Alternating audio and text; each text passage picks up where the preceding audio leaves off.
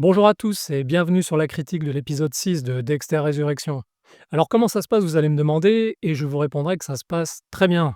Ce nouveau volet de la série prolonge avec beaucoup d'habileté les différentes intrigues lancées en début de saison, même si je dois dire que la mayonnaise n'a vraiment commencé à prendre que depuis l'épisode 4.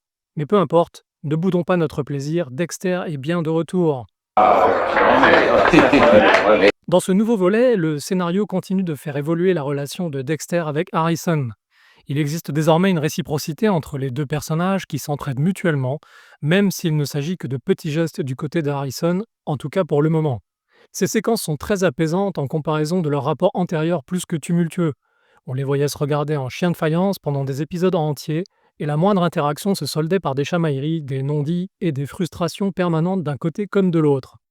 Ça serait du cinéma français, on aurait droit en plus à des postillons et des portes qui claquent. Moi aussi, j'ai la voix qui porte. Bref, tout ce cirque devenait franchement oppressant et je suis bien content que les scénaristes y aient mis un terme. On peut dire sans trop se mouiller que cet épisode scelle plus ou moins officiellement la réconciliation entre Dexter et son fils. Il installe aussi plus confortablement Dexter dans son rôle de père. Cette réconciliation a en partie lieu autour de la famille de Blessing, le chauffeur de VTC qui a pris Dexter sous son aile. La famille est endeuillée, Dexter est invité à la veillée funèbre et ce passage est l'occasion idéale pour de nouvelles séquences d'introspection dans l'esprit de Dexter. Ce sera aussi l'occasion d'en apprendre un peu plus sur Blessing lui-même, un personnage à l'allure un peu trop lisse qui cache quelques secrets dans son passé, comme beaucoup de personnages de la série dont bien peu sont uniquement ce qu'ils prétendent être au final.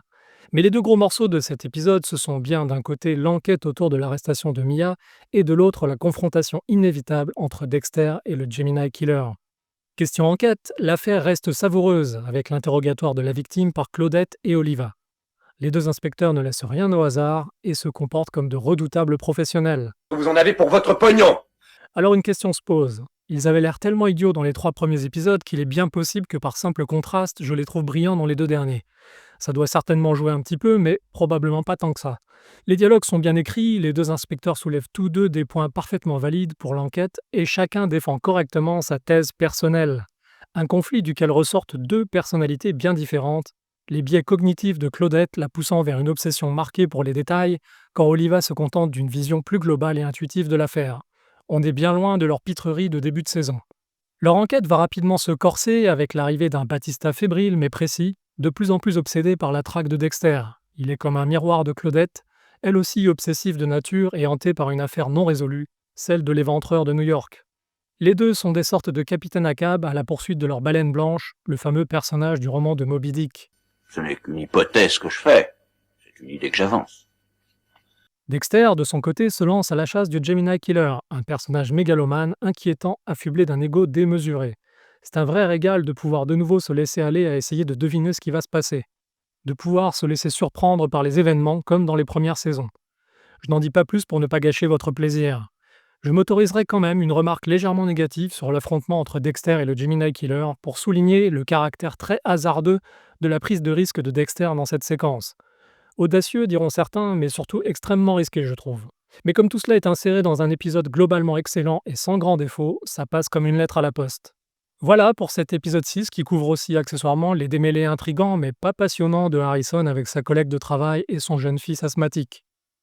Bref, disons le tout, Dexter est de retour et ça fait du bien.